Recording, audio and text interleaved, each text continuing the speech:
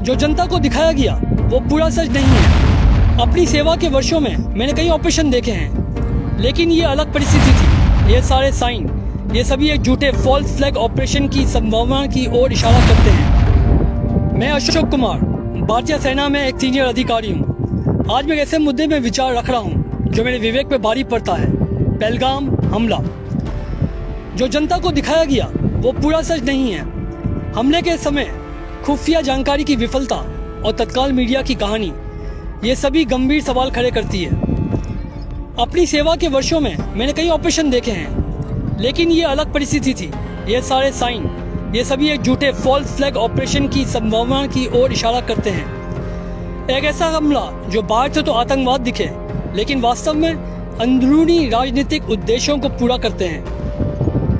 सबसे ज्यादा दर्दनाक बात यह थी कि हमारे सैनिक, हमारे सिपाही जमीन पर पड़े थे और कई घंटों तक कोई नहीं उनको उठाने आया।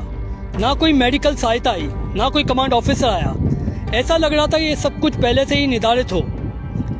एक सैनिक के रूप में मेरा कर्तव्य सिर्फ सीमाओं की रक्षा करना नहीं, बल्कि सच्चाई की भी रक्षा करना है। धोखे के सामने चुप रहना देशभक्ति नहीं। सच बाहर आना ही चाहिए, चाहे वो कितना भी इनकन्वीनियंट क्यों ना हो।